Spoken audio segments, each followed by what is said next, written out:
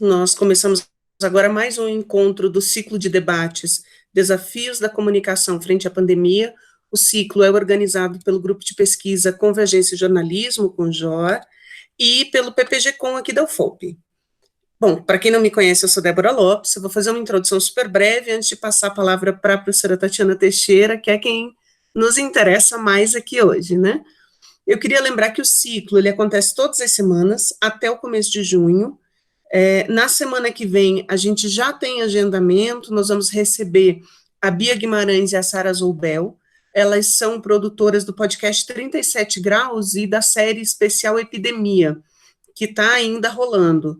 Elas vão falar com a gente sobre podcast de ciência e pandemia.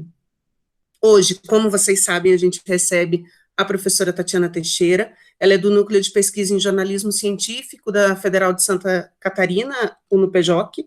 Ela é jornalista, tem experiência em divulgação científica e pesquisa tanto em infografia quanto jornalismo científico há anos. Eu agradeço muito a todos e todas que estão aqui pela participação, pela discussão, que eu sei que a gente vai ter depois, tem sido uma característica muito marcada do ciclo, isso está muito interessante, e claro, pela Tatiana, por aceitar o nosso convite, por estar aqui hoje. Dois avisos importantes, como eu falei, a gente está gravando, né, e a gravação da semana passada, que foi do nosso encontro com a professora Verônica Soares, ele já está disponível.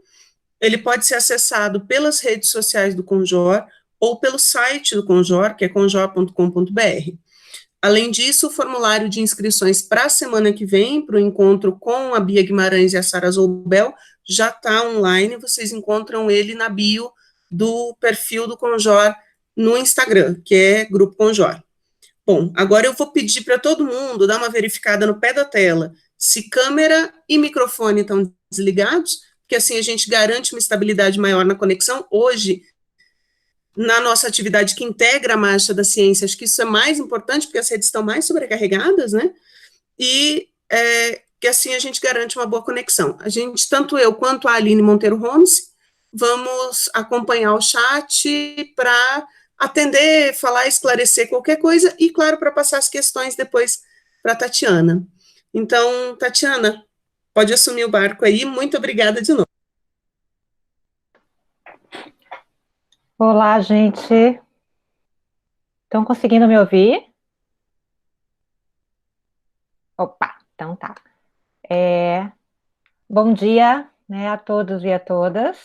Né? Não sei se vocês estão conseguindo ver minha imagem, porque eu mesma não estou. Mas, enfim, estou muito feliz de estar aqui. Queria agradecer imensamente ao pessoal do Conjor, né, pelo convite. É uma alegria muito grande. Tá exatamente hoje, coincidiu de ser hoje no Dia da Marcha pela Ciência, de eu estar aqui falando com vocês. Inclusive, antes de começar a falar propriamente do tema, né, que é infografia e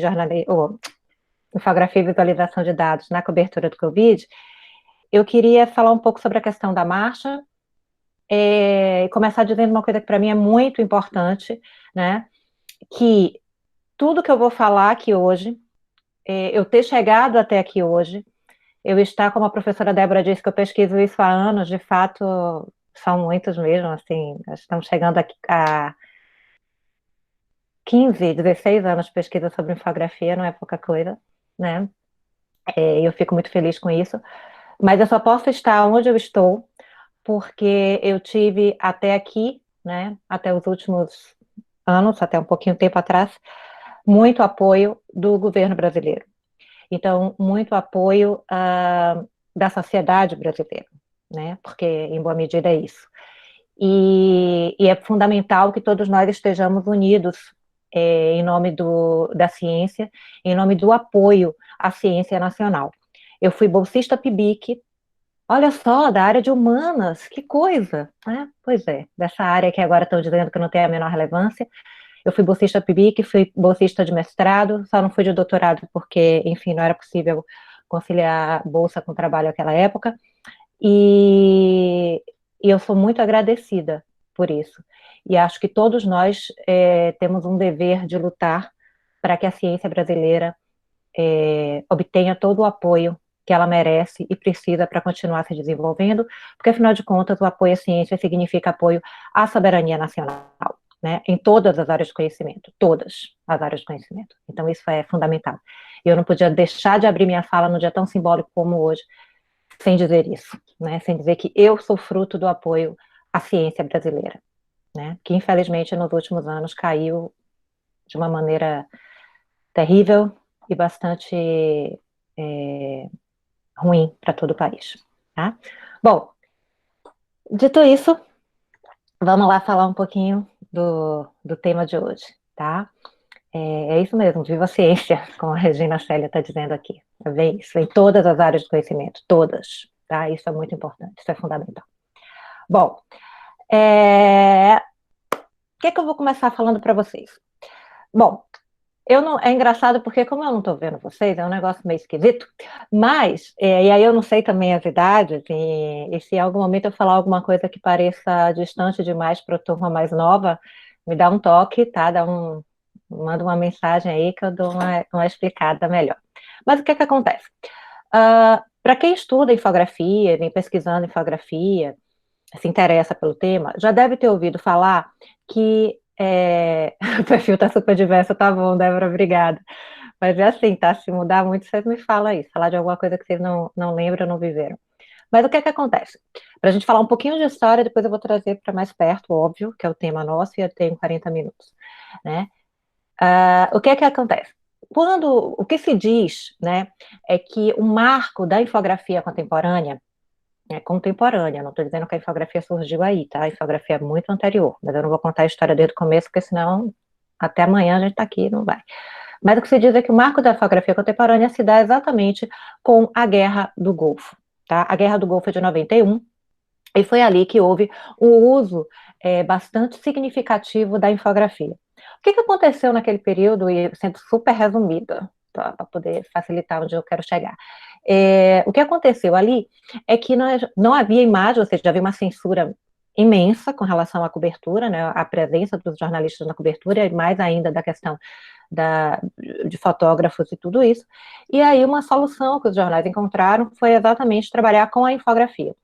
E aí a infografia se desenvolveu, ou seja, ela se estabeleceu como a imagem da guerra, né, digamos assim, se espalhando por jornais do mundo inteiro. Tá?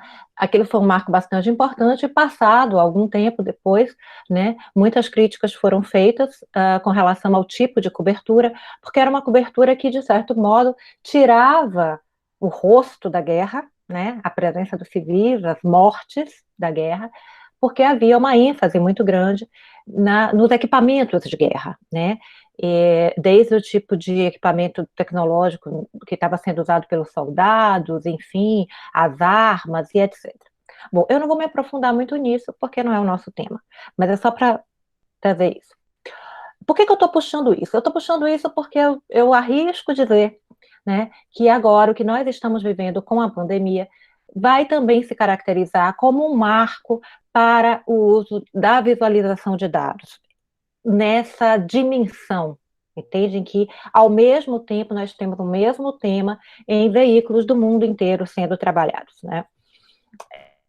Então, a presença da visualização de dados me parece bastante significativa quando nós pesquisamos em todos os jornais. Claro, isso não quer dizer que não houvesse e que não se estava usando visualização de dados antes. É claro que não. O que eu estou querendo dizer aqui é que nós temos um uso que se tornou massivo ao mesmo tempo, tá? No mundo inteiro. Então, isso é muito importante, isso é um aspecto bastante relevante para a gente falar. Também é muito importante para nós hoje, nesse momento, né, a gente, imagino que muitos de vocês tenham visto ontem, se não viram diretamente, chegou por outros caminhos, né, a declaração do William Bonner, né, no Jornal Nacional, ressaltando o número de mortos, né, e que o Brasil chegou a 8 mil mortos e a nossa relação com esses mortos. E aí, não era exatamente dessa maneira que eu ia começar a nossa palestra hoje, porém, com esse elemento novo, eu vou começar porque eu queria mostrar para vocês uma coisa que são as capas dos jornais de hoje. Então, vejam bem, ontem, né, o William Bonner fala isso no Jornal Nacional, né, eu estou falando de 9 horas da noite, ressalta 8 mil mortos no país, tá? Em função do Covid. 8 mil mortos com subnotificação. Isso é sempre importante que a gente ressalte. O que é que eu tenho nas capas de hoje? Deixa eu ver aqui se eu vou conseguir fazer isso direito, viu? Porque eu sou um pouco atrapalhada com esse negócio de compartilhar a tela, mas vamos lá. Eu queria compartilhar aqui com vocês o seguinte, para a gente ver uma coisa aqui que é importante, que é... Peraí. Vamos ver se vocês conseguem ver aí direitinho, tá? Eu consigo ter essa capa, para variar, o Estado de Minas está merecendo todos os elogios e mais um pouco com relação às capas, né? Eu tenho o Estado de Minas com essa capa, dando ênfase, mas eu vou ter a Folha de São Paulo, deixa eu ver se eu consigo aqui. Olha só, eu tenho 8 mil mortos no país e eu tenho a Folha de São Paulo com conta do auxílio emergencial, pode chegar a 154 bilhões. E eu vou ter o Globo, deixa eu ver se vai abrir, destaca 600 mortes por dia. Isso são todas as capas de hoje, mas eu tenho aqui mortos e confinados, né, no número menor. E eu queria mostrar para vocês, mas não está aparecendo aqui. Vamos lá, Estado de São Paulo, que tem Bolsonaro dá aval e Congresso libera reajuste para servidor. E cadê o número de mortos? Meu Deus, que dificuldade, eu não consigo achar. Bom, estou sendo irônica, evidentemente, né?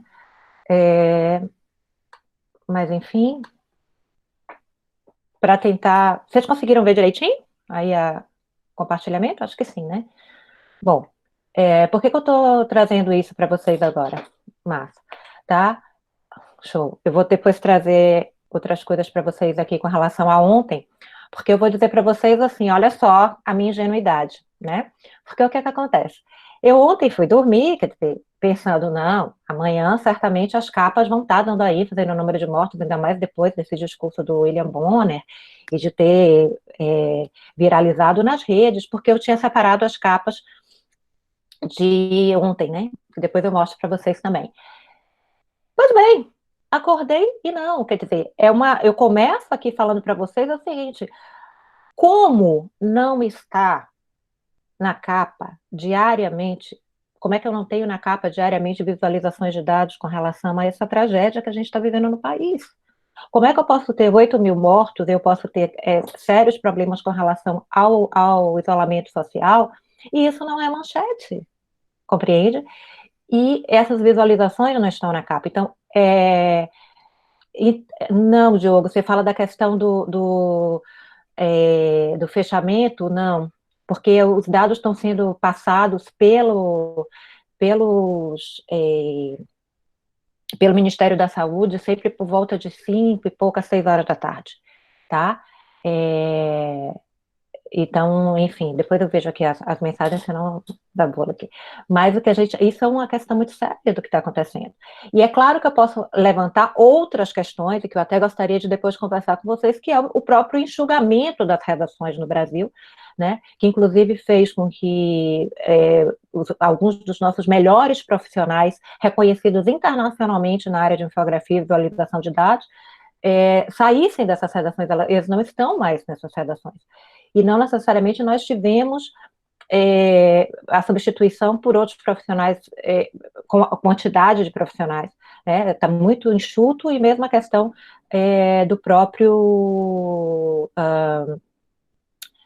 da própria experiência profissional, inclusive para lidar com esses prazos. A questão dos prazos, gente, eu vou ser bem franca com vocês, tem um marco disruptivo também da infografia, da história da infografia, que é 92, né, com a Copa de Barcelona, com as Olimpíadas de Barcelona, em que, naquela época, 92, então os mais novinhos nem imaginam que era não ter internet, viu, gente? Assim, era a internet a manivela, né?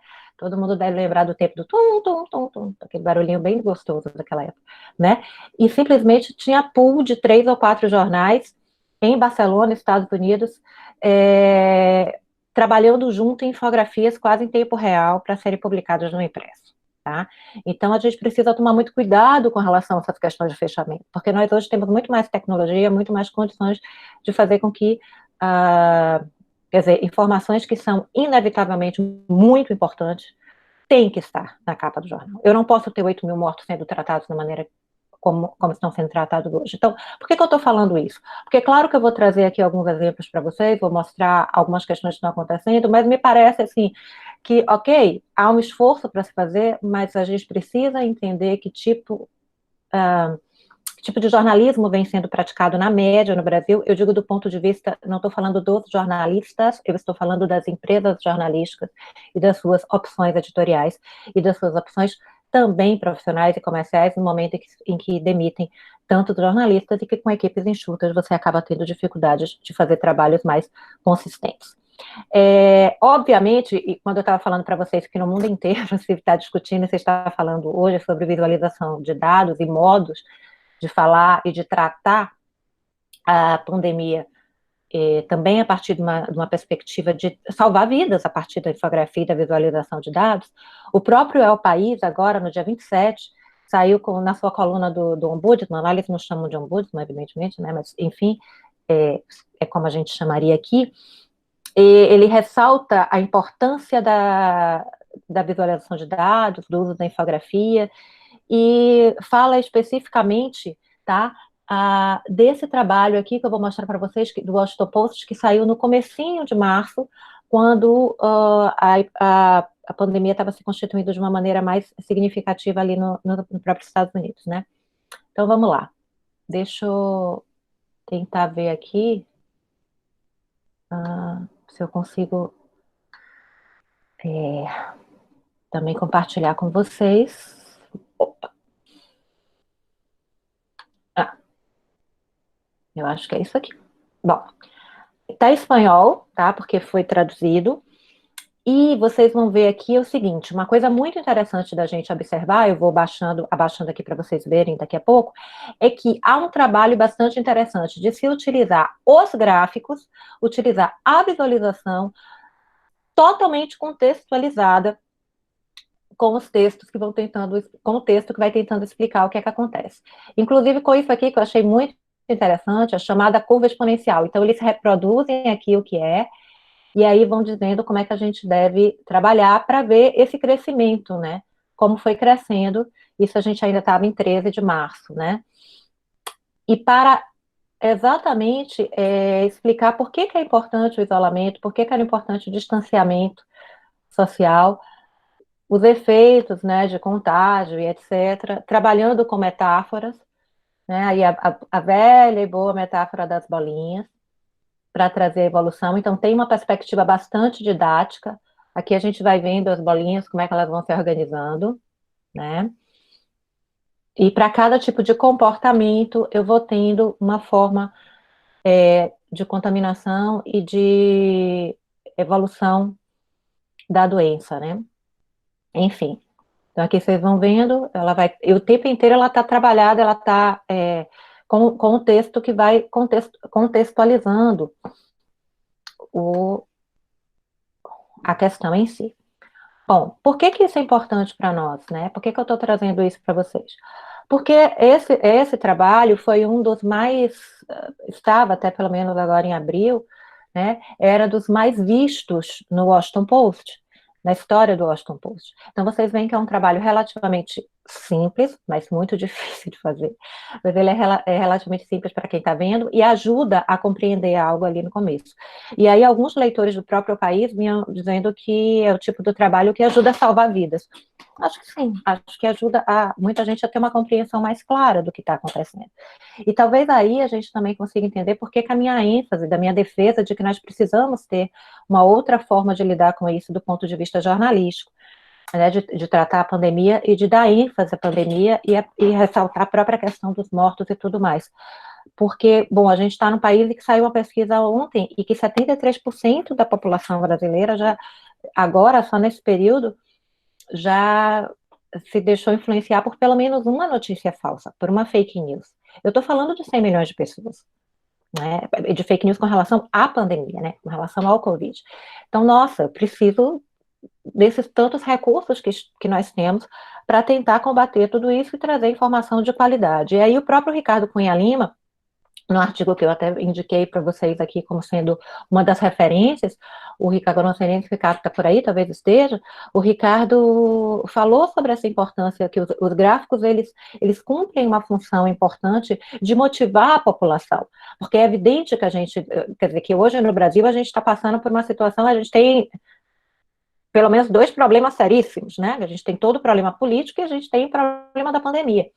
Então, em termos de cobertura, é preciso, entre aspas, equilibrar isso, quer dizer, é preciso que se trabalhe com essas duas coisas em termos de cobertura. Mas a gente não pode negligenciar a pandemia e, na verdade, em muitos momentos se está negligenciando no tipo de cobertura. Ao mesmo tempo que há algo que é muito dito, né, é que os números eles não podem substituir as pessoas, no sentido de que é muito comum a gente dar ênfase aos números, aos gráficos, aos infográficos, e acabar perdendo de vista as pessoas e as vidas enquanto singularidade, enquanto individualidade, né? Isso na época da Guerra do Golfo, por isso que eu comecei trabalhando isso, falando sobre isso com vocês, é que ali na Guerra do Golfo passado, tempo que se foi analisar a infografia produzida naquele período, há muitas críticas com relação a isso mesmo, quer dizer, ele tirava a sensibilidade, aquele tipo de trabalho tirava a sensibilidade das mortes em si, né? Do rosto da morte em si, né, se a gente puder falar assim. E os números, eles podem fazer isso. Mas existem alternativas. Então, o que é que eu vou mostrar para vocês? Antes de chegar, eu vou trazer Brasil, tá? Mas eu estou só trazendo alguns exemplos para vocês que são possíveis de fora, para que a gente possa ver modos de se trabalhar com isso e para que fique mais claro o que eu quero dizer aqui. Evidentemente que eu quero deixar muito claro que eu sei as condições de produção no Brasil e eu sei que, infelizmente, os veículos jornalísticos não priorizam as suas equipes. Então, hoje. Então, isso, obviamente, tem consequência na cobertura, tá? Então, não estou querendo dizer que isso seja uma responsabilidade dos profissionais isoladamente. Não é isso, tá? Mas, olha só, deixa eu mostrar para vocês o que é uma coisa que eu achei interessantíssima aqui. O New York Times está fazendo isso. Vamos lá. Eu acho que é isso. Vamos ver. Olha aqui. O que o New York Times está fazendo quando eu entro na home, né? Eu entro aqui, olha só, qualquer dia, eu estou olhando isso há vários dias, eu tenho essa janela aqui, o pior que eu faço com a mão, como se vocês estivessem vendo, desculpa, gente. Essa janela aqui, que eu estou passando o mouse, vejam só, eu tenho, certo? Um mapa aí dos casos no mundo, certo? Se eu venho para cá, eu vejo como é que está nos Estados Unidos. Eu vejo aqui, tem os dados de mercado, enfim, mas aqui eu tenho as fotos. E essas fotos, né, a depender do dia, né, eles vão colocando fotos no mundo aqui, de como é que está no mundo, e em alguns casos, quando tem fotos mais fortes, o dia está mais forte, enfim, eu vou ter caixões, vou ter outras questões aí para a gente pensar. Mas quando eu clico aqui, se eu quiser ver mais amplo, eu vou lá e vejo, eu tenho isso contexto, enfim, e dados que eu vou conseguindo trabalhar com essa visualização e vou articulando. Bom, quando eu entro hoje, né, aqui no UOL, olha o que é que eu tenho, sabe? Complica, eu não consigo achar visualizações e tal. O que eu vou ter aqui em cima, siga as últimas notícias sobre a pandemia, o país tem 8.536 mortes, mas com uma ênfase relativamente pequena diante das outras coisas que eu tenho, né? O destaque não é dado a isso da maneira que poderia e que deveria ser dado, né? Aqui nessas imagens aqui da crise eu vou conseguindo ver, mas eu tenho que ir clicando, mas vejam só, né? Mesmo assim, eu não tenho nenhum gráfico, nenhuma visualização, tá? No mesmo modo, deixa eu ver aqui é outra coisa do Globo. Então é isso. Mas se eu entro no Globo e tal, vocês vão ver que tá mais ou menos a mesma coisa na Globo.com e etc. Tá? Bueno. É preciso também, claro, né? Quando eu estou falando dessas coisas com vocês, é preciso que a gente também pense um pouco nas realidades de país a país. E que a gente também pense no que nós temos em termos de condições objetivas de produção, mas como é possível pensar em outras alternativas. Eu não sei se vocês receberam, na época, em março, o prefeito Jean Loureiro, daqui de Florianópolis, ele viralizou nas redes, saiu no Brasil inteiro, o povo recebeu por WhatsApp, inclusive, a minha mãe em Salvador recebeu e me mandou, um vídeo em que ele explicava por que nós iríamos fazer o isolamento social aqui em Florianópolis de uma maneira bastante radical no primeiro momento, né? E ele tentava explicar isso. E eu vou mostrar agora para vocês esse vídeo, imagino que a maioria tenha visto, mas se não, a gente vai conseguir ver. E eu queria que vocês prestassem atenção no uso da visualização de dados, né? Porque aí a gente vai vendo o seguinte, tá usado por um político, usado a partir de uma comunicação institucional, mas para a gente ver como é que está essa ênfase. É claro que o que é que a gente vê hoje? As TVs têm conseguido fazer um pouco mais isso, né? Mas nós temos tecnologia, óbvio, e profissionais para fazer também no online e no impresso. Mas vamos ver aqui. Então, vamos ver como é que está aqui a questão, como é que ele trabalhou isso, né? Então, deixa eu só vou compartilhar de novo aqui com vocês, tá? Para que a gente possa ver. Só vou botar espero que vocês consigam ouvir também, mas eu acho que sim.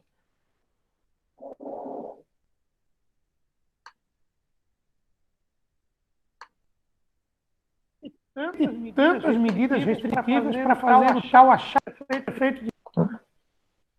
Pessoal, eu sou o prefeito de Florianópolis. Vou tentar explicar para todos vocês o porquê de tantas medidas restritivas para fazer o tal achatamento da curva.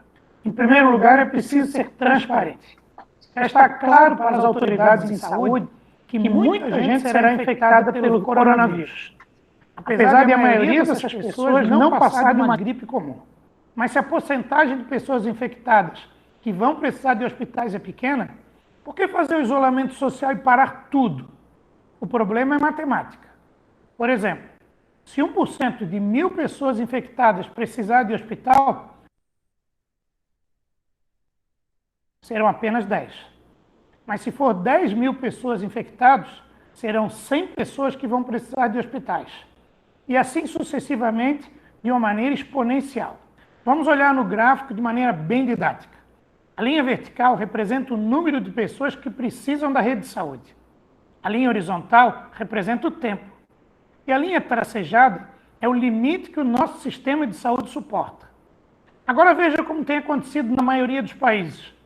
Muitas pessoas precisando de saúde em um tempo muito curto, ultrapassando o limite suportado pelo sistema, fazendo com que os hospitais tenham que escolher em quem vai viver ou morrer. O que queremos agora é apenas esticar esse tempo. Se 10.000 pessoas vão ser infectadas de qualquer jeito, que sejam de maneira gradativa, e não tudo ao mesmo tempo. Assim, conforme as primeiras vão sendo curadas, vão liberando leito para as outras, e o sistema vai dando conta de cuidar de todos. Pessoal, isso é muito sério.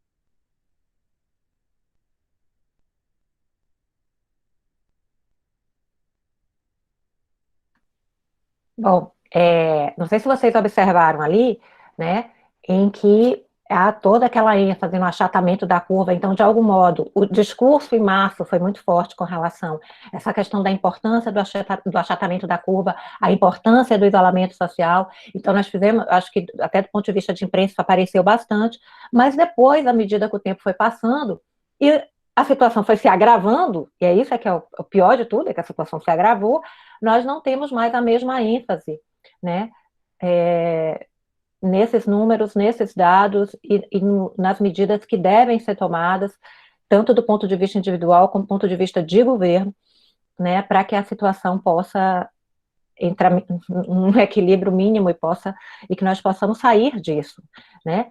E, na verdade, quando os jornais e os portais abrem mão, né, isso aí é minha hipótese, de colocar esses dados em evidência, utilizando os recursos de visualização de dados em infografia, evidentemente que deixam de cumprir um papel social importantíssimo, tá?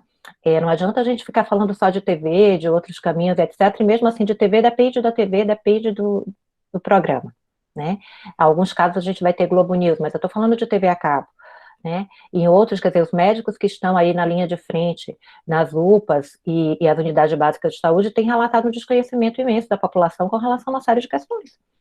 E, obviamente, que o governo tem responsabilidade, mas o jornalismo também tem uma parte de responsabilidade sobre isso. E quando eu mostrei as capas para vocês, foi muito nesse sentido de tentar mostrar algumas coisas. Óbvio que eu não estou querendo dizer com isso que a gente tenha que viver um boom desenfreado de uso para qualquer coisa, não é isso. E tem que se saber também como usar. Então, por exemplo, quando um material que está sendo muito comentado e que eu arrisco dizer que vai ganhar, inclusive, ganhar Malafide no ano que vem. Malafide, para quem não sabe, é o Pulitzer, digamos assim, da infografia mundial, né?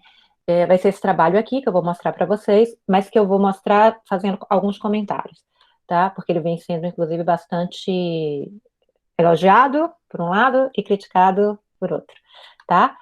Vamos lá. Vamos para o Financial Times aqui. Tá. Que é o quê? Bom, o que é que eles fizeram, tá? Eu tenho aqui de novo, eu tenho texto, né, explicativo, e depois eu vou ter uma série de gráficos falando sobre os dados mais diversos, desde mortes diárias até outras coisas no mundo inteiro, né? Então, que a gente vai tendo algumas informações, porque críticas, né? Vocês vão vendo que à medida que eu for passando, que eu for mostrando para vocês, vocês vão perceber que nós temos algumas, vai mudando a escala dos gráficos, né? E isso não é avisado, mas enfim, é preciso que se lembre que eu estou falando de um veículo como Financial Times, que tem um público bastante específico, né? E que já está acostumado, digamos assim, com essa linguagem. Depois nós vamos ter aqui, ó, também a questão do número de mortes, e aí em vários países do mundo, né? Então tá aqui, e aí você consegue fazer essa comparação nos vários países. Dali a pouco eu tenho de novo, né? Questão de média do número de mortos, contaminados e tudo mais, e assim vai, né? Índice de mortalidade. Depois a gente tem aqui uma coisa já um pouco mais elaborada do ponto de vista de visualização, e que obviamente recebe muitas críticas. Então, quando eu falo, por exemplo, isso eu queria deixar bem claro, quando eu estou falando de uso no Brasil, a gente tem que buscar esse uso simplificado mesmo, né? É preciso que a gente entenda qual é a nossa realidade.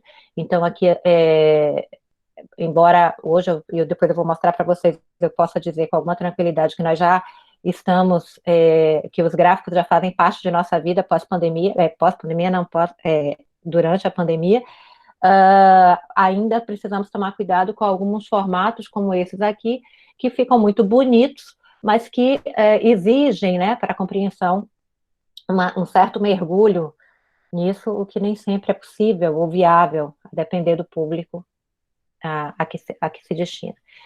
E por aí vai, né? Então a gente vê que tem um trabalho imenso aqui, né? E ao mesmo tempo, olha como esse aqui, por exemplo, para nós, ele é fundamental. Olha como, usando as velhas e boas bolinhas, né? Que algumas pessoas criticam tanto, a gente consegue ter um panorama. Isso o Brasil ainda estava com 6 mil mortes, tá? Com só 6 mil mortes. Agora já está com mais de 8 mil, quer dizer, é uma coisa absurda. Mas a gente consegue perceber o nosso lugar no mundo, sabe? O nosso péssimo lugar no mundo, a tristeza do nosso lugar do mundo. E que nos nossos jornais, de algum modo, isso não está aparecendo, né? Dessa maneira. E que vamos e venhamos, isso aqui não é difícil de fazer, né? Enfim. E aqui a gente tem esse material. Bom, o que é que eu vou ter no Brasil, tá? Logo no começo da pandemia, o Globo tá com esse material que ele vem atualizando, que é os números do coronavírus no Brasil e no mundo, né? E aí o que é que eu vou ter aqui? Deixa eu só dar uma atualizada nele, porque um F5 aqui para nós, tá? Ô, Rede, ajuda aí. Que esses números são atualizados de mortes confirmadas e casos confirmados, aqui ele vai fazendo isso. Mas,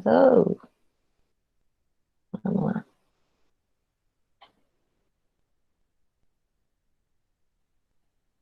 Tá? Então, olha só. Eu não consigo ver esses 8 mil e ficar tranquila. É uma coisa que realmente me choca. Mas, enfim. Deixa eu passar mais para cá. Ai, amigos. Ô, rede, ajuda as pessoas aqui. Vamos lá. Tá. Então, aqui, ó. A gente tem 8.125 mil casos com subnotificação. Então, uma coisa que é importante que se diga, por exemplo, na Espanha, muitos eleitores têm reclamado disso, de que os números, que até eles deram muita, jornais como É o País, deram muita ênfase aos números, com muitos gráficos, muitas visualizações, etc., mas sem o destaque de que esses números oficiais têm subnotificação, que é um pouco o que acontece aqui no Brasil também. Então, a gente traz os dados, mas não diz, né, que, enfim, que existem muitos estudos que demonstram que eles estão subnotificados, mas aí a gente vai tendo um trabalho assim, o que é que eu vou dizer para vocês, né?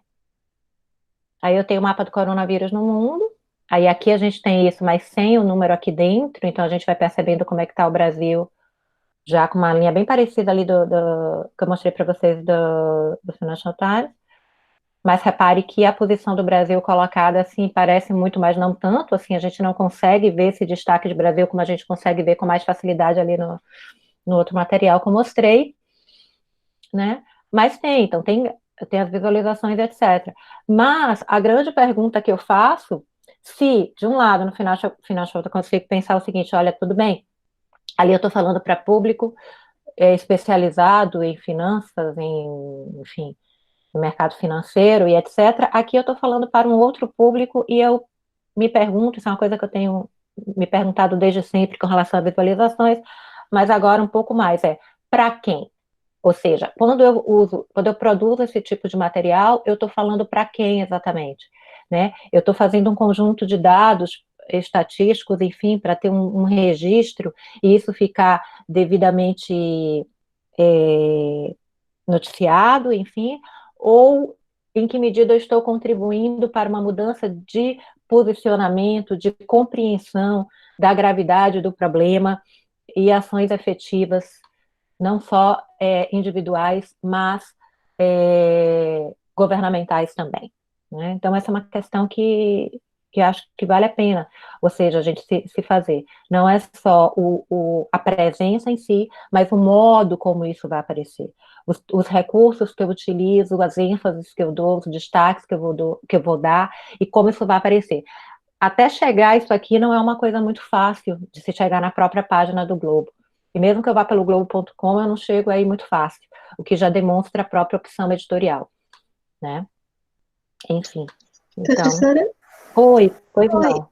A tela tá parada no Financial Times, a gente não viu o do Globo. Ah, vocês não conseguiram ver? Foi. Tá, Desculpa deixa eu... atrapalhar. Não, que é isso? Deixa eu só tentar de novo, então. Vamos ver se agora vai, tá? Senão, enfim, peraí, imagina só.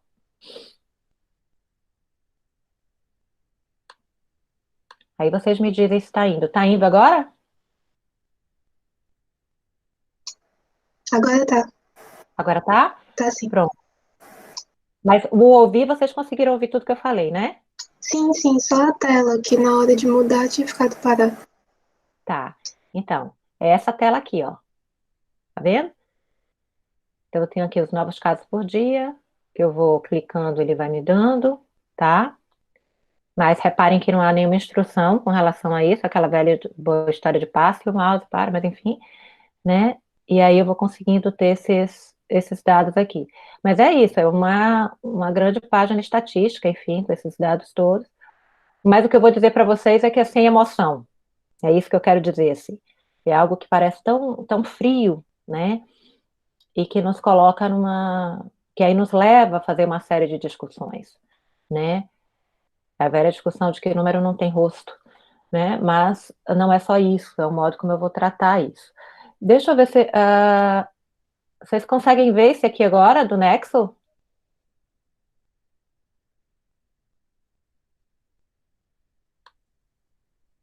Não, então tá, peraí, deixa eu passar aqui então. Deixa eu sair daqui, deixa eu passar para o Nexo então agora pra gente. Mudar aqui. Aqui. Tá? Agora conseguem, né? Então, o Nexo fez também aqui, a questão é uma outra visualização também, mas com o mesmo princípio, e que a gente vai vendo o crescimento, né, como desde o dia 25 de fevereiro até o dia 30 de abril. Eu acho que eles já atualizaram, mas eu não vou atualizar aquela hora não, senão vai travar tudo. E aí a gente vai vendo como vai crescendo, e o próprio pico aqui, né, de 15 mil casos registrados por município, mas também aquela velha história de se falar em casos oficiais, né, e não se fala em momento algum de que isso pode não estar subnotificado, né, mas enfim, mas aí é que a gente vai vendo, ó, também o trabalho, aqui eu já tenho um pouco mais de emoção, digamos assim, inclusive na escolha de cores e tudo mais, eu já consigo, mas também há uma frieza nesses dados, né? No modo como esses dados são apresentados, mas, enfim, cumpre-se uma função. Acho que especialmente esse mapa aqui, ele cumpre uma função de nos mostrar o tamanho, né, da gravidade da situação mesmo, né, num curto espaço de tempo, tá? Bom, eu acho que por falar em tempo, eu já estourei meu tempo. Eu tinha prometido para a Débora que eu ia fazer em 40 minutos e abrir para vocês. Então, eu só queria. Ah, então tá, Débora, obrigada. Eu queria. Então tá, ela me deixou aqui, eu queria mostrar para vocês o Estadão, que aí também é uma coisa interessante. A gente está falando, né, de visualização e de uma coisa mais animada, com animação. E aí eu queria mostrar para vocês algo que foi feito pelo Estadão esse final de semana, né? Um long form especial, que eu não sei se vocês viram, que eles foram para um hospital de campanha, né, de São Paulo. Então, é por dentro do maior hospital de campanha de São Paulo, e eles conseguiram isso, eles entraram no hospital, então eu tenho toda uma narrativa, aí uma história sendo contada, inclusive dos pacientes e tudo.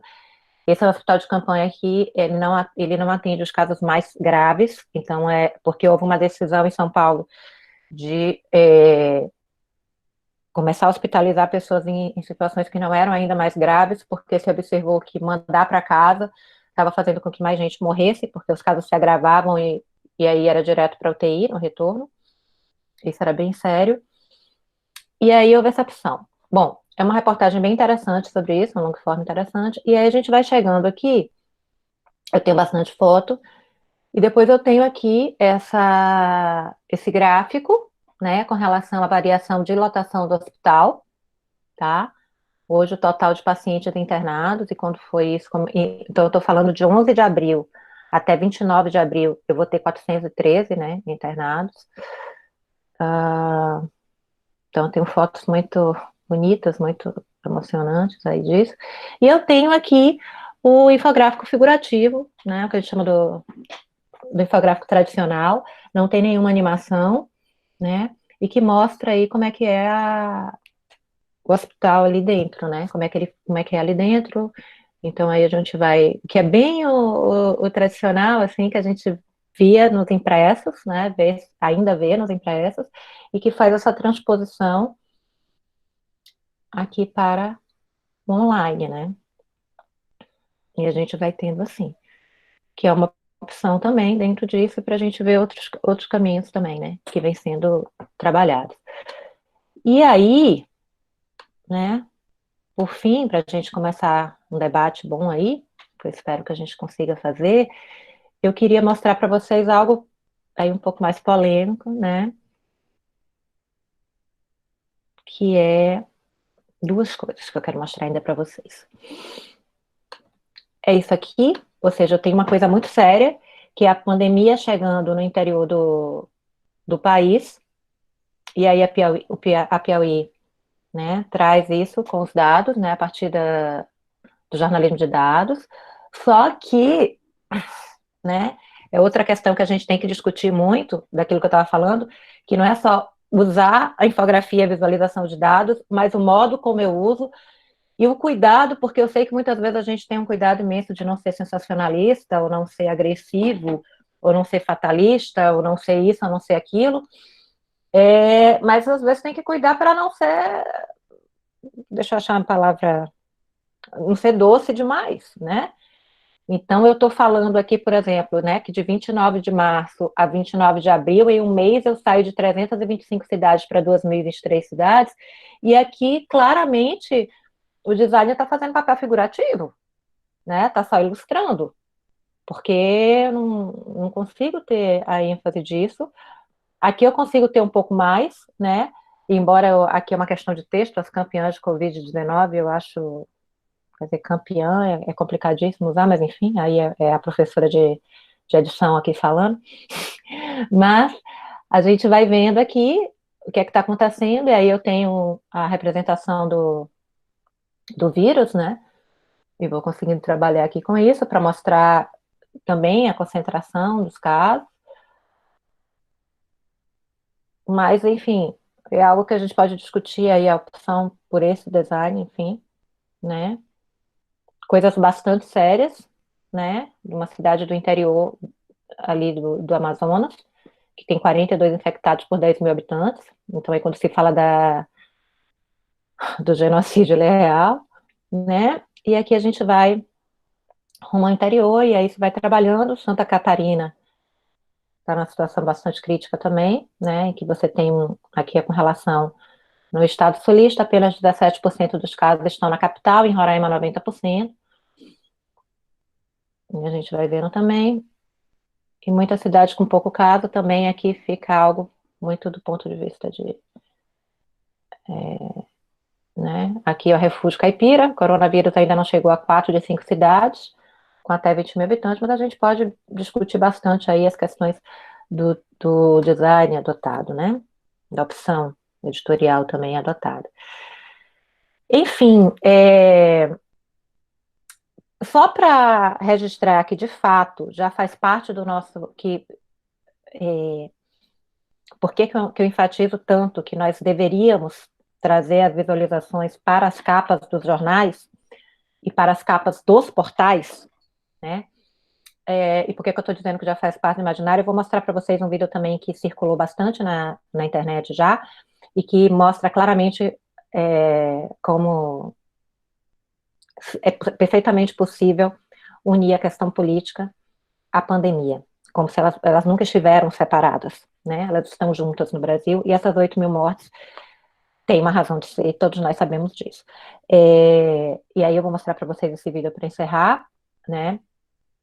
E se vocês forem ver várias charges e cartoons, charges, na verdade a maioria das charges, já estão trazendo gráficos o tempo inteiro, né, nas suas críticas, o que mostra claramente que isso já faz parte do nosso imaginário, né, desse momento. E eu vou mostrar esse vídeo para vocês para encerrar também, para mostrar isso.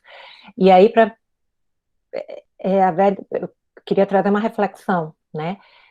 Se há um recurso que me parece que pode sim ajudar a conscientizar as várias camadas da população a respeito da gravidade do que nós estamos passando, é exatamente a visualização de dados e a infografia.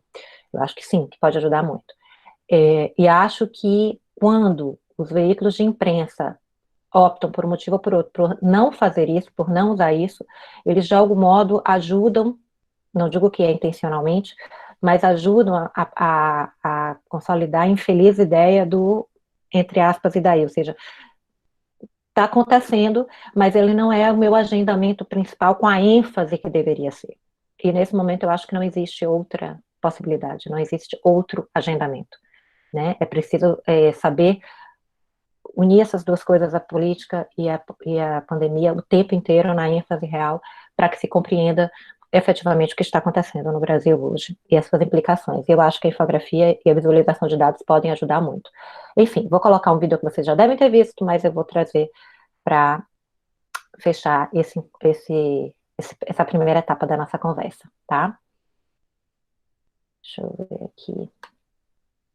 Então, vamos ver se eu acerto. Esqueci.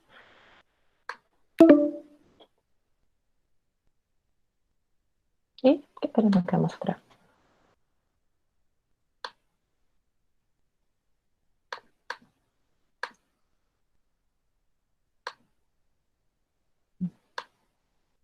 Gente.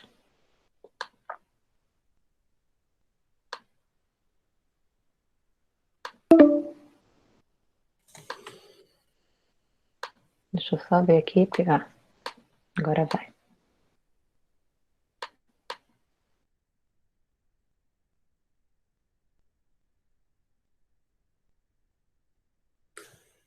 Pessoal, aconteceu alguma coisa, a Tatiana caiu, mas eu vou falar com ela, ela já volta, tá?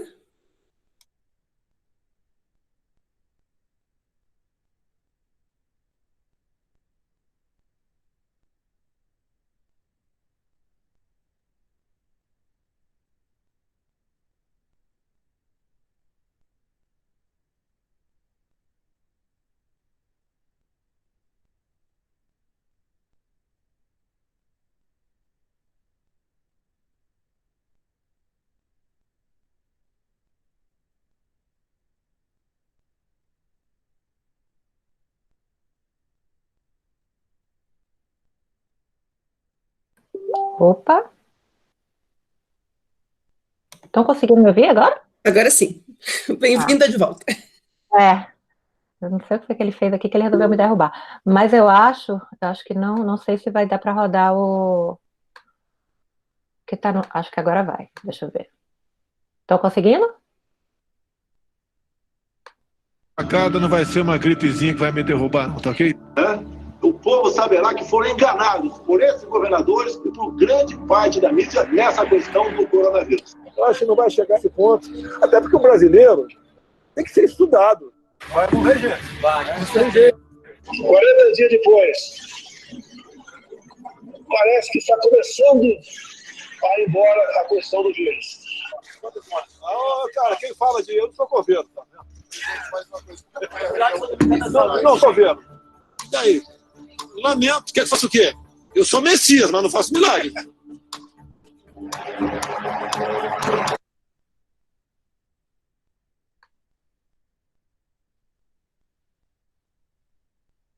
Bom. É credo mesmo, né, Débora? Bem isso mesmo, gente. Bom, enfim. Deixa eu só.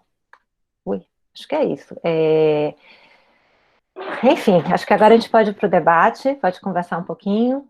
Queria ouvi-los também e trocar ideias com vocês também agora, tá? E mais uma vez, obrigada aí ao Conjoy e obrigada a todo mundo que está aqui. Tá? Tati, obrigada, muito obrigada mesmo pela palestra, pela aula que você deu aqui. Eu acho que eu gosto muito do conceito de aula, assim, eu acho que reflete muito quando uma coisa é boa. Então, tem alguns comentários que já foram aparecendo durante a sua fala ali no chat, aí eu vou trazer aqui para você. A Cláudia Quadros, ela disse que o observatório da escola da UFPR já percebeu que os meios, eles estão falando, sim, mais sobre economia e política, né, como você tinha indicado lá no começo. Sim, e é muito grave isso, né? Esse vídeo viralizou menos, tem alguém falando aqui, eu também acho, esse vídeo viralizou menos do que deveria. E de fato é isso, eles estão dando uma ênfase muito grande nisso, e uma ênfase na economia e política, completamente separada, muitas vezes, né, do panorama da pandemia em si, é completamente absurdo, né, é completamente absurdo o que está sendo feito, e a gente vai ter muito que estudar, viu, eu acho que nos próximos anos nossos aí, a gente vai ter que estudar muito isso, porque é muito grave, né? A gente está falando de vida e parece que está falando de outra coisa. É completamente inacreditável isso, né?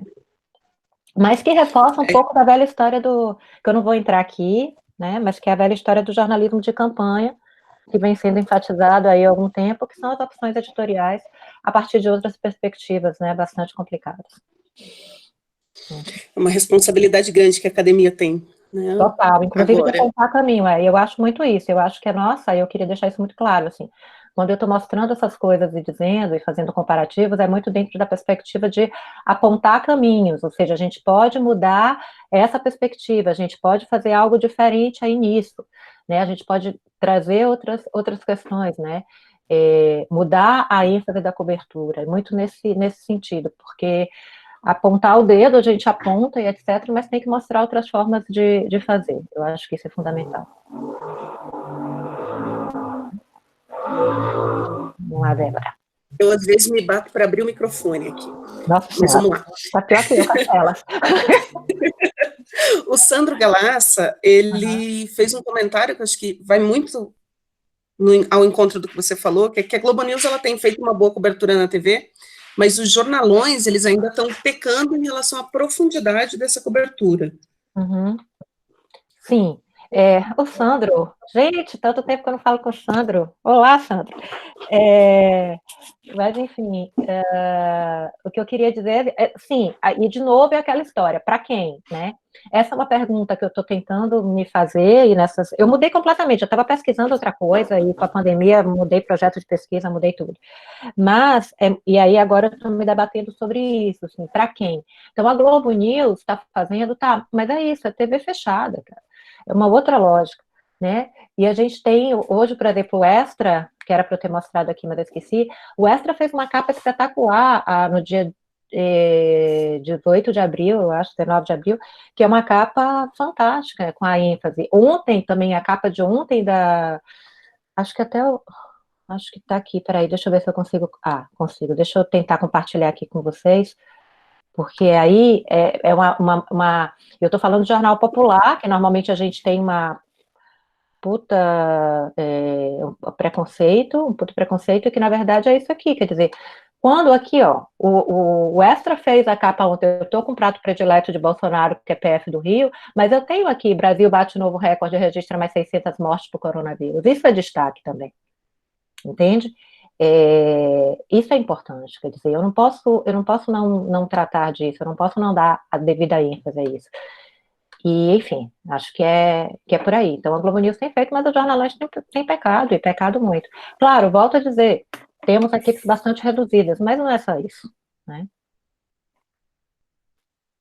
Bom, se eu for juntar dois comentários aqui, que eu acho que, embora eles sejam diferentes, duas questões eles dialogam. Um é da Marlise Brenol, ela fala muito bacana a sua exposição, e o quanto, na sua opinião, o ineficiente gerenciamento de dados no Brasil, a subnotificação, a desatualização, os entraves no acesso aos dados públicos, o quanto esse ineficiente gerenciamento impacta nas escolhas editoriais dos jornais em produzir poucas modalidades de visualização de dados, ou mesmo em dar menos destaque a esses conteúdos. E aí tem uma outra questão do Sandro, que fala o seguinte: será que a maneira como a imprensa usa a visualização de dados não dificulta o entendimento de que são apenas números? Será que não foi esse um dos motivos do desabafo do Bonner? Tá. Eita, mas vamos lá. Eu acho que tem duas questões. Temos as questões da dificuldade nos dados, mas vamos e venhamos que existem outros caminhos e que alguns jornalistas aí têm conseguido fazer. Então, por exemplo, quando eu pego aqui, tá? Deixa eu mostrar aqui para vocês. Vamos para a agência pública, tá? Essa matéria que saiu ontem. Eu tenho, em 2 semanas, o número de negros mortos por coronavírus é 5 vezes maior no Brasil. Não sei se vocês viram isso. Eu vou ter gráficos bastante simples, tá? Que são esses aqui, ó. Muito simples, mas muito significativos, certo? E nos ajudam a compreender, claro, eu tenho um texto, tenho tudo isso, me ajuda a compreender. Saiu ontem, eu não vi isso, claro,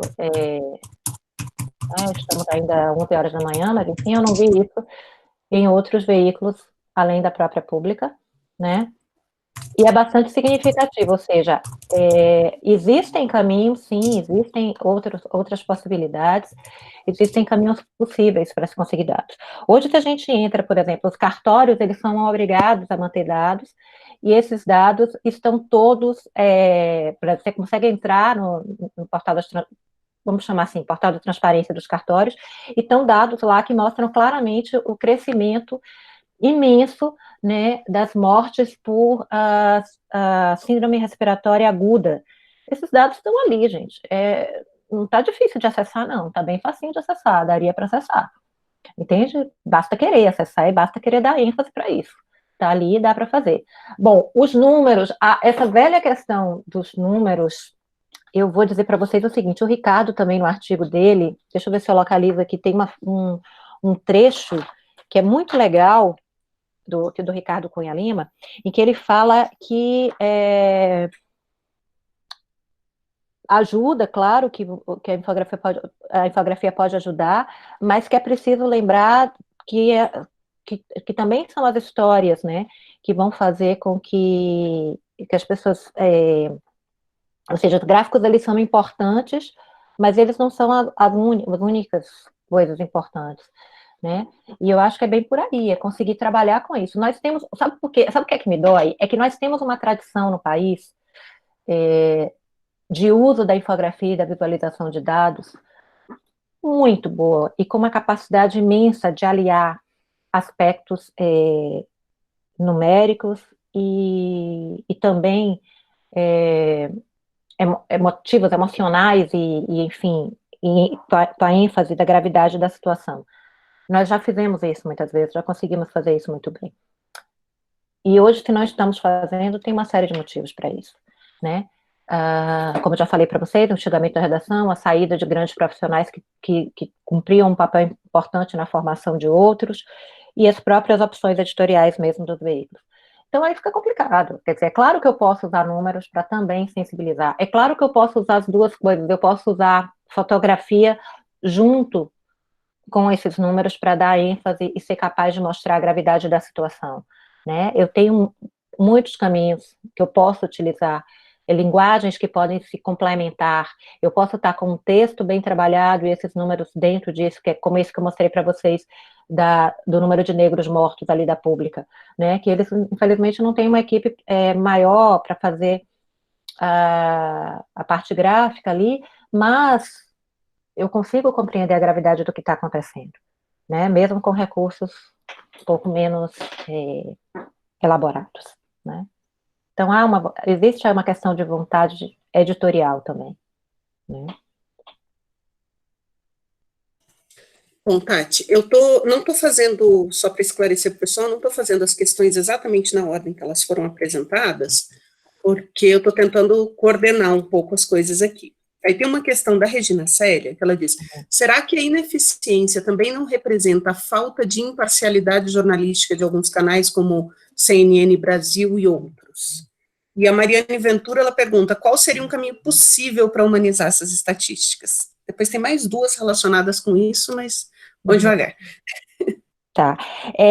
Caminhos possíveis para humanizar. É trabalhar a estatística, que eu acredito que seja fundamental. A gente está vivendo um momento em que a gente precisa trabalhar números com texto, né, o texto bem trabalhado, para que esses números entrem naquela perspectiva do que eu digo, por exemplo, na infografia, que eles entram como complementares, ou seja, eles complementam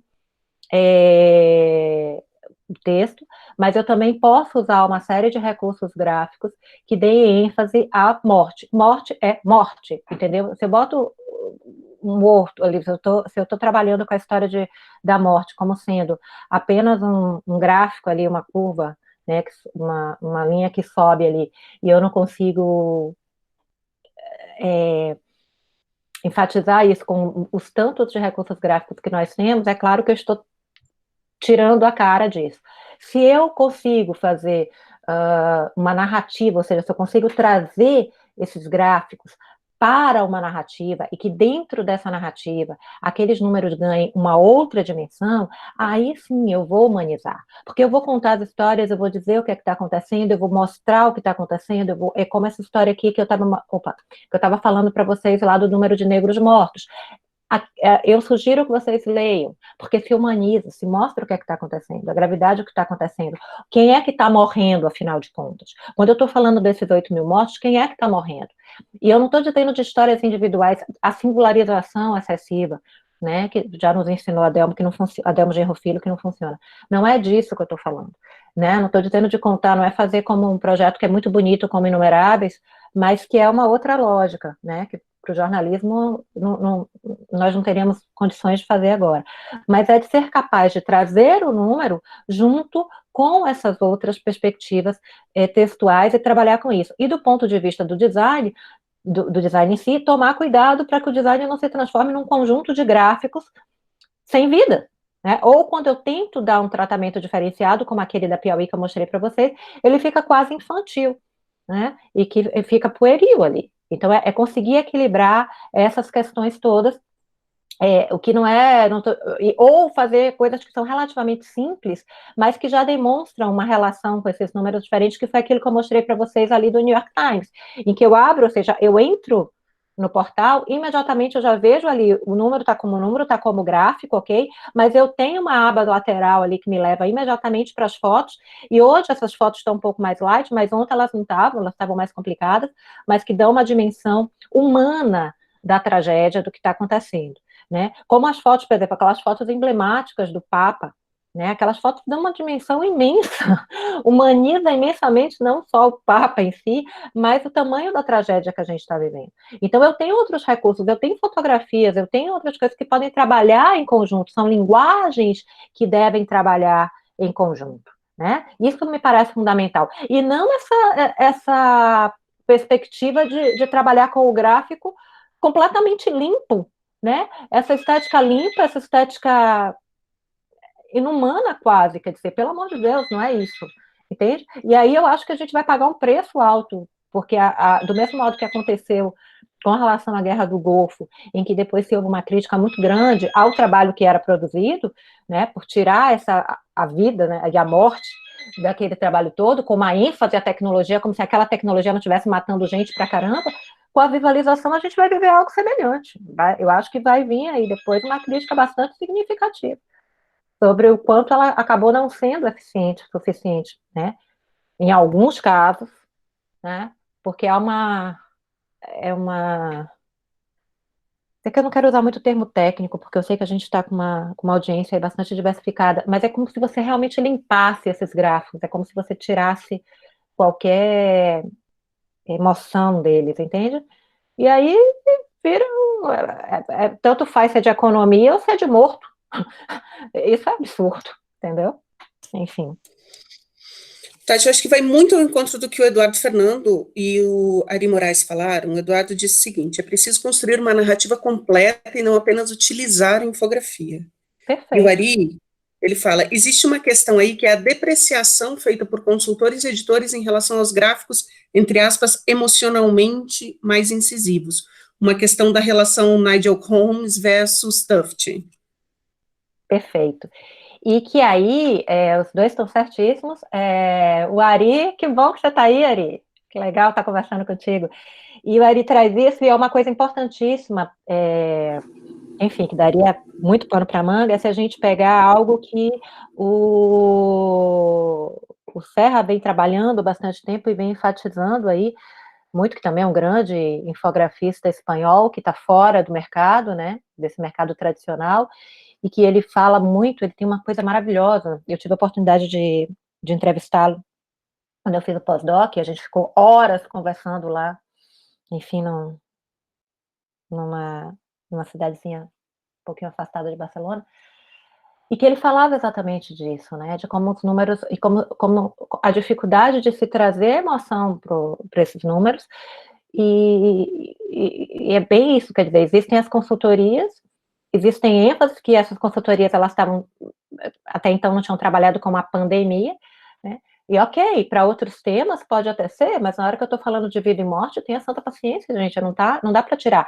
E aí o Serra fez um trabalho maravilhoso, que ele ia mostrando uma série de gráficos. Eu vou tentar abrir aqui uma coisa que o ERREA, o pessoal do ERREA está fazendo, né, e que pode nos ajudar muito. Ele estava até aberto, mas não, acho que vai atrasar muito aqui a coisa. Mas que estava no link, que eu mandei para vocês o link, que depois vocês podem acessar, acho que a Débora tem aí, pode passar no chat também, que era o que eles fizeram, tá? Deixa eu ver se eu tenho aqui, não tenho, eu até tenho, mas vai demorar muito para eu conseguir achar.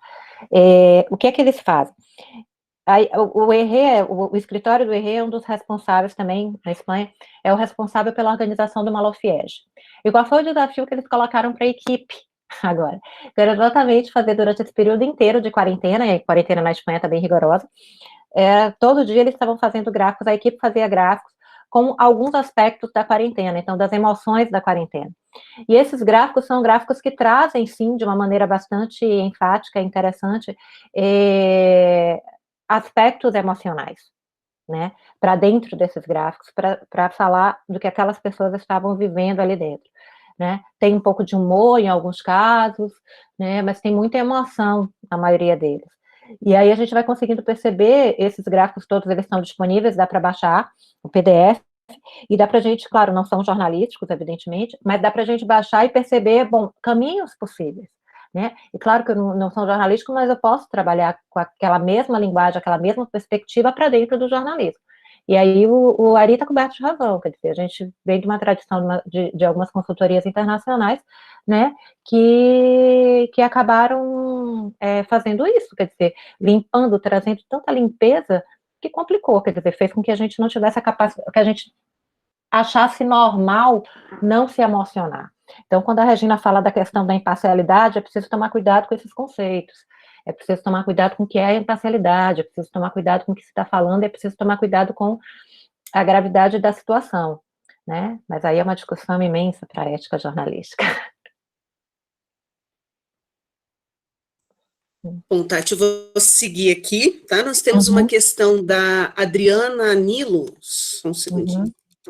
Ela diz o seguinte: retoma, por favor, o exemplo de Florianópolis. Entre ações cabíveis à gestão pública municipal, mídia profissional e redes sociais, onde você avalia que ocorreu mais a falta de cumprimento da função social? A municipalidade de Florianópolis fez a sua parte e a mídia local? Não ou nem tanto? É isso que você quis dizer? Não, na verdade, o que eu quis mostrar ali foi que, claro, ali no começo, sim, eu acho que houve um trabalho muito grande a comunicação no começo, bem no comecinho, que foi aquele vídeo que eu mostrei com relação ao Jean Loureiro, houve sim, ali a comunicação foi bem eficiente, né, a continuidade do vídeo de Jean é bem duro com relação à questão de que sabia que seria bastante criticado, por estar optando por, foi quase um lockdown mesmo, aqui, né, no começo, fechar tudo e etc. Teve um momento em que, inclusive, a prefeitura foi mais rigorosa do que o governo do estado. Teve um momento que o governo do estado foi abrindo algumas coisas e a prefeitura foi mais rigorosa, especialmente na abertura do comércio. Demorou mais de uma semana para abrir e fez isso. Bom, a questão da mídia, e isso, de fato, então, quando eu coloquei aquele vídeo para vocês, foi para mostrar muito mais a questão do uso da visualização de dados de uma maneira mais humanizada. Quando eu opto pelos bonequinhos, pelo desenho do leito, por tudo aquilo, de algum modo, até respondendo alguém que me perguntou antes, eu já trago um pouco mais de humanização. Longe da que seja ideal, mas eu já trago um pouco mais. E quando eu falo, quando a gente pensa, quando o próprio prefeito vai puxando ali a curva para falar do achatamento, naquele momento era algo importante para se compreender melhor esse achatamento da curva, aliás, achatamento da curva que sumiu da imprensa, né? Mas, enfim, a gente tem essa situação. Mas, enfim, a gente tem isso aqui que nos ajuda a compreender um pouco melhor o que é que está se passando, né? Então, o que ocorreu ali, e de colocar o prefeito, foi muito em função disso. O que é que acontece hoje?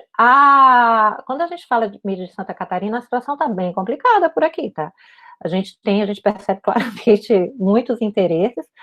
Temos 2 grupos, na verdade, né, em termos de imprensa, e se pela imprensa local, você vai estar sempre a compreensão de que está tudo bem, até porque os números oficiais, vamos combinar assim, se tem problema de subnotificação, aqui é mais grave ainda. Quando a gente fala do Estado, o Estado acho que ontem estava com 50 e poucos mortos, me falhou agora o número exato. E aí o que as pessoas dizem, mas por que, né, 50 e poucos mortos só? Por que temos que fazer quarentena? Por que temos que ficar em casa? E é isso, esses números estão aparecendo completamente fora de qualquer visualização de dados ou qualquer coisa do gênero, e se ignorando completamente a questão da subnotificação, que agora um trabalho da UFSC espetacular foi feito da UFSC, mais outras 3 universidades, mostrando claramente o tamanho dessa subnotificação e a gravidade disso. Tá? Nós tivemos editorial aqui de um jornal local que foi gravíssimo, né, um editorial que tentava minimizar ou relativizar a necessidade de fechamento de comércio e etc. E aí a gente vê os vários grupos de interesse, né?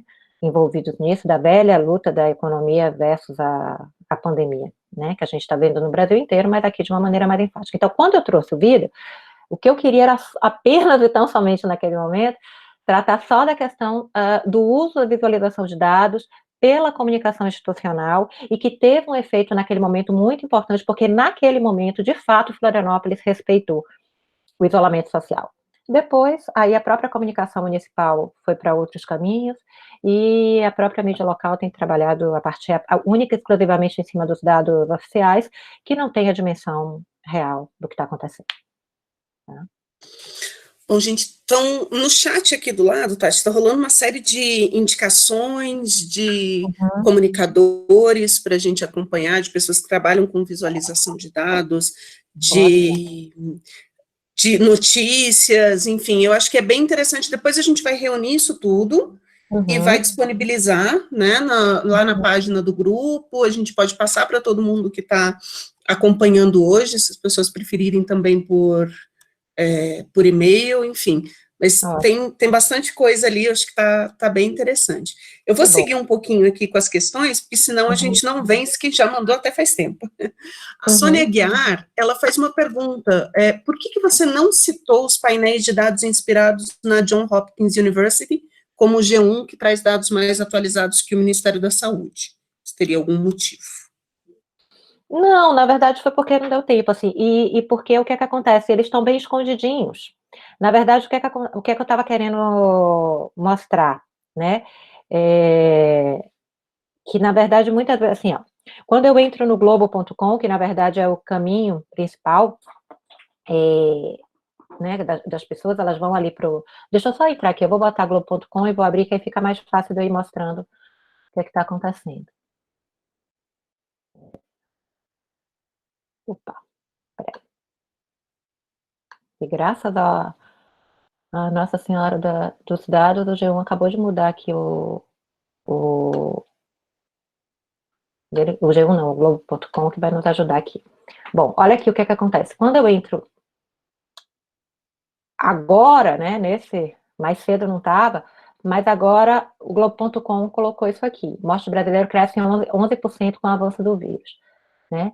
Eu continuo não tendo aqui nada de visualização, nem nada disso, mas eu posso entrar aqui. Ai, acho que eu cliquei errado, tá? Eu vou aqui, aí eu vou. Cresce em 11%, mas eu tenho aqui, ó, TV Globo, tá?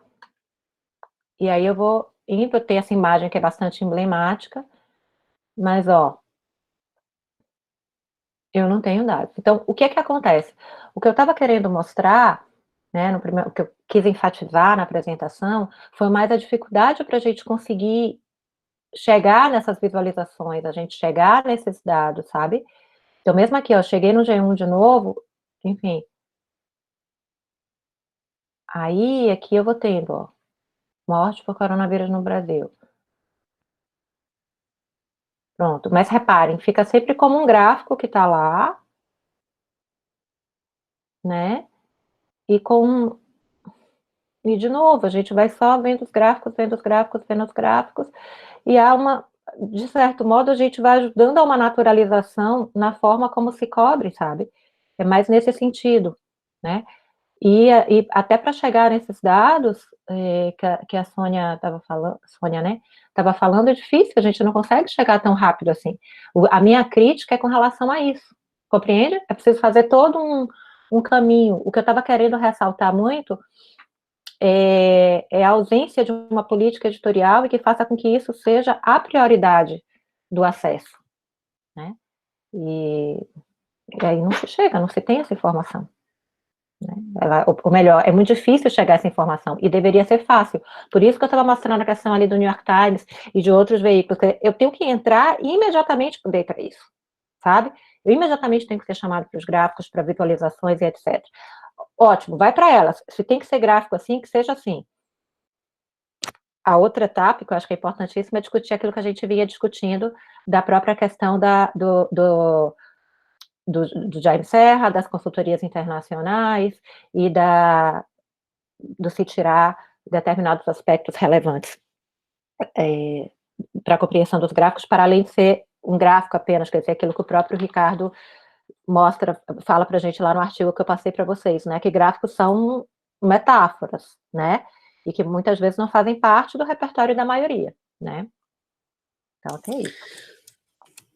Bom, Tati, temos aqui um comentário da Aline Monteiro Holmes. Ela diz, professora Tatiana, gostaria de agradecer pela fala de hoje, em especial pela abertura, com o seu relato de percurso da ciência. Fala muito necessária hoje, nesse período de ataque à ciência. A conferência está sendo muito proveitosa, agradecemos muito a sua generosidade em compartilhar conosco. Acho importante destacar aqui vários comentários nesse sentido da qualidade da conferência, viu? Ô, gente, obrigada. Obrigada, eu agradeço a vocês. E tem uma questão do Carlos Haurig, que diz, bom, muito obrigada pela sua exposição, gostaria de trazer a questão para a minha área. Sinto que nos meios sonoros, a, entre aspas, visualização de dados é mais custosa. Tem várias questões, a possibilidade do ouvinte se distrair, a impossibilidade de, entre aspas, também desenhar uma linha ou uma barra, por exemplo, uma vocação mais narrativa do texto sonoro. Aproveito para perguntar a sua opinião sobre esses gráficos sonoros, em que as grandezas são apresentadas em tons. Ele pede desculpa pelo tamanho da pergunta. Como é o nome dele? Desculpa. Carlos Haurig. Carlos, eu vou confessar uma coisa para você. Para mim, essa área ainda é difícil. Eu não me sinto à vontade para falar sobre ela, porque eu acho que é muito misteriosa ainda, assim. Como trabalhar com isso? A Débora aí nisso é melhor do que eu, sem dúvida. Porque, de fato, é muito difícil, né? Se nós já temos algumas questões aí que, inevitavelmente, a gente se bate, e que a gente está vendo aí, né? Quando o AI cita as consultorias, a gente está falando de grandes nomes internacionais, né?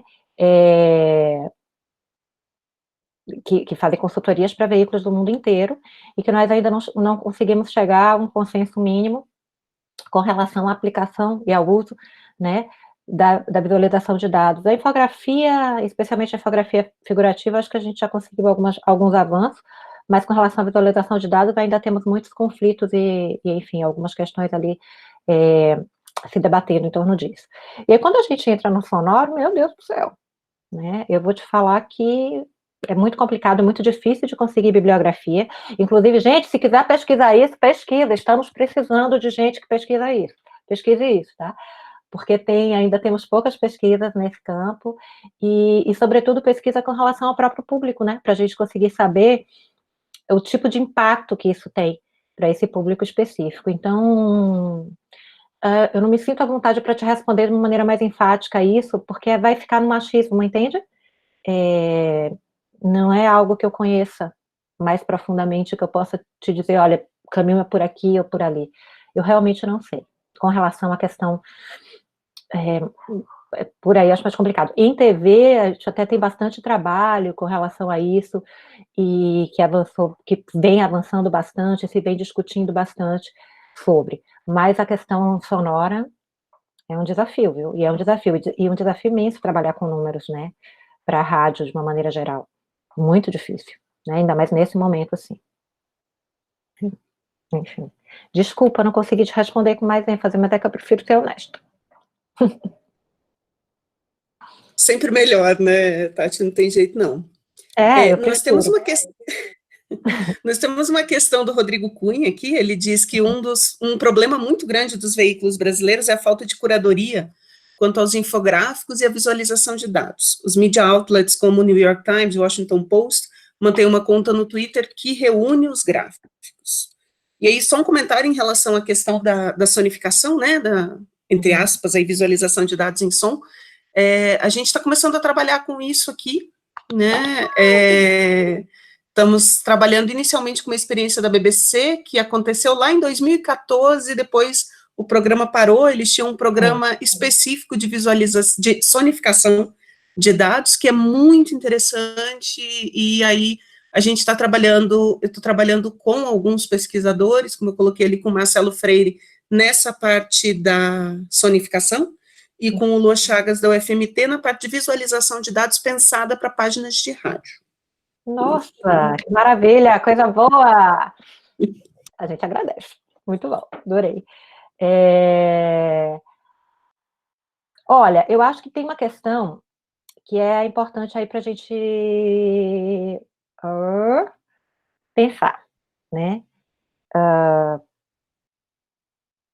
Quando a gente fala da questão da curadoria e tal, o que é que eu vou dizer, Rodrigo, né? Eu acho que a gente está alguns passos atrás, cara. É uma coisa que eu não consegui ainda, e acho que eu não vou conseguir nunca, aceitar o desmonte que foi feito das editorias e das áreas de infografia e visualização de dados dos grandes veículos brasileiros. Então, na hora em que se abriu mão dos grandes profissionais, na hora em que se abriu mão de equipes com relação a isso, fica muito mais difícil a gente conseguir avançar. Então, nós não só não temos curadoria, como nós não temos equipes, né? E equipes multidisciplinares mesmo, né? Que nós acabamos tendo em veículos internacionais, nos grandes veículos internacionais, nós temos equipes multidisciplinares, porque você não vai fazer, não adianta ter só o design no jornalista, eu preciso do design do jornalista, do analista de dados, eu preciso, enfim, de gente que manja de estatística, de montão, eu preciso de uma equipe, e eu preciso acreditar que sem equipe não se faz jornalismo, não adianta, jornalismo de qualidade. Então, acho que tudo isso está correlacionado. Então, ter a curadoria seria fantástico, mas tem essa questão do desmonte que é absurdo, né? Então, que a gente está, assim, e dói muito quando a gente pesquisa toda a história, o Daniel fez uma tese maravilhosa sobre isso, e aí que você pesquisa toda essa história da infografia no Brasil e vê o tanto de prêmio que a gente já ganhou, tudo que a gente já ganhou, e que, de repente, isso tudo foi sendo desmontado. E aí aparece a pandemia, chegamos no momento da pandemia que se precisa de mais disso, e cadê? Cadê a equipe para? Né? Fica bastante complicado. Eu não quero dizer que os profissionais que estão hoje não estão fazendo o seu melhor, não é isso que eu estou dizendo, tá?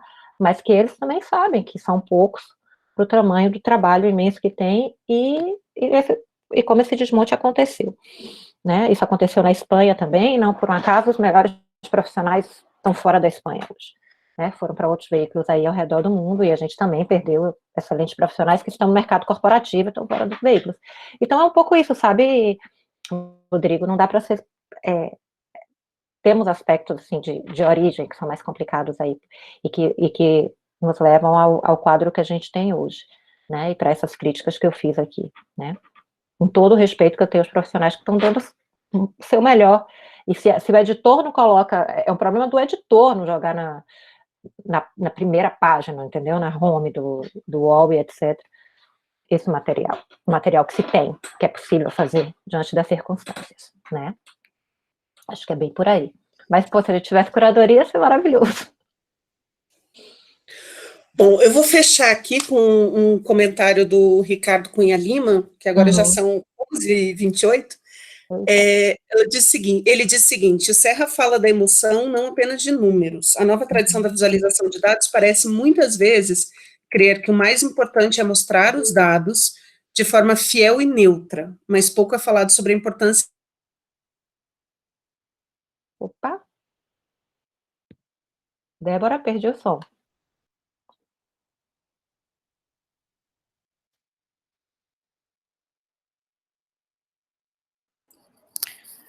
Professora Tatiana, eu vou seguir aqui, eu acredito que a Débora tenha caído, eu vou só recuperar o que ela estava falando, que era do Ricardo Cunha Lima, né? Sim, é isso. Ele fala o seguinte, o Serra fala da emoção não apenas de números. A nova tradição de visualização de dados parece muitas vezes crer que o mais importante é mostrar os dados de forma fiel e neutra, mas pouco é falado sobre a importância de se valorizar os diferentes públicos, a retórica da informação. Tá perfeito esse comentário do Ricardo. Obrigada, Ricardo, obrigada por estar aqui. Sem dúvida, eu acho que, assim, o que é que acontece? Tem uma coisa que a gente precisa falar também, né? A gente está falando muito das redações, mas nós precisamos falar das escolas, tá?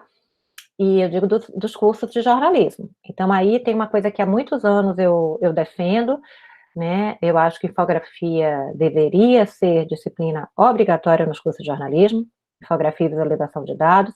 A gente tem uma tradição, infelizmente, nos cursos antiga, longa, de ênfase muito no texto, né? Então, normalmente, os cursos têm 452 redações, estou exagerando, tá, gente? Mas tem muitas disciplinas de redação e praticamente se negligencia, ou se trabalha muito pouco, o ensino do design da informação. A gente esquece, entre aspas, que existe uma coisa chamada jornalismo visual, né? É preciso se ensinar isso nas escolas. Nos cursos de design isso também ocorre, né? A parte de design editorial nem sempre é tão enfatizado assim. Então, a gente tem esse problema. Então, tem um problema de formação aí, que quando o Ricardo fala essas coisas que está falando, e com muita propriedade, a gente precisa lembrar da própria formação, lá na base. Isso não é discutido nos cursos de jornalismo, é muito pouco discutido nos cursos de jornalismo. E aí, quando se vai para uma redação, muitas vezes sem ter parado para fazer essas discussões já dentro do seu processo de formação na graduação, de tal modo que se possa perceber que, quer dizer, é preciso experimentar também dentro das universidades, apontar caminhos dentro da universidade. A gente às vezes fica muito refém de que esses caminhos sejam apontados pelo mercado. E quando nós temos um papel fundamental aí, enquanto universidade, de apontar esses caminhos possíveis, né, para que se discuta toda a questão da retórica, a narrativa, fazer com que essa narrativa seja uma narrativa que consiga trabalhar com a questão dos números, da visualização, mas sem perder a humanização, que eu consiga entender o que significa essa objetividade dos números, inclusive entendendo um livro clássico de 54, né, mas que já está aí, que é reeditado até hoje, né, que nos mostra como as estatísticas não são exatas, né? Então, a gente tem aí uma série de aspectos que são fundamentais e que precisam ser trabalhados. Número, estatística não é exato. Número não é exato. Olha que coisa, né? Né? E tudo isso é a ênfase que eu dou e como eu trabalho, faz tudo isso. E essas questões precisam sim ser discutidas dentro da escola de jornalismo, com ênfase na visualização de dados, na produção de visualização de dados e infografias de uma maneira diferenciada, para que a gente possa também apontar caminhos para o mercado. Então, o Serra, desde sempre, quer dizer, a infografia que é tida como a infografia emblemática, né, mundialmente reconhecida como emblemática, foi uma infografia que foi feita toda à mão há 20 anos, né, da Baleia Franca, e que é um trabalho espetacular do cara, mas que o Serra, né, trabalha muito em torno disso. Essa é uma briga insana, velha briga insana do que vamos dizer, por que vamos dizer, quando vamos dizer, e sobretudo para quem vamos dizer. Eu acho que essa pergunta precisa estar, quando a gente trabalha com visualização de dados, essa pergunta é fundamental. Para quem eu estou falando? Essas pessoas vão ser, para quem eu estou falando, elas vão ser capazes de entender, eu estou preocupado mais com a estética do que eu estou fazendo, ou com a compreensão que eu vou levar, né? E no caso específico de uma pandemia, as ações que esses números podem, a forma como esses números podem, essas visualizações podem influenciar na ação das pessoas e, portanto, podem contribuir de uma maneira efetiva para salvar vidas. Eu acho que isso tinha que ser a ênfase o tempo inteiro, sabe? Infelizmente, não é o que está acontecendo, né? Como opção editorial, não é o que está acontecendo, especialmente em termos de Brasil. Quer dizer, eu não vou admitir, assim, eu quero falar muito francamente que eu fico realmente indignada e divido o coração com vocês, que eu fico completamente indignada de abrir todos os portais hoje, ou abrir todas as capas de jornal hoje, e eu não estar vendo 8.000 mortos como ênfase. Eu não consigo, entendeu? Não tem nada que consiga me explicar, para além das opções editoriais que nós bem conhecemos, né? A ausência desses números como manchete principal, de todos os portais, de todos os jornais brasileiros. Tati, agradecer demais a sua presença aqui, né? Queria saber se você quer colocar mais alguma coisa para finalizar, enfim.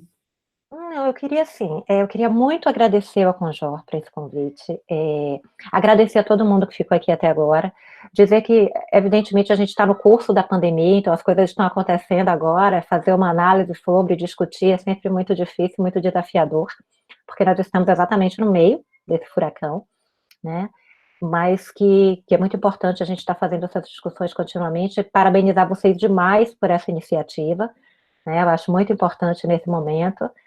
E, enfim, desejar a todos muita saúde, né? Fique em casa, quem puder, fique em casa.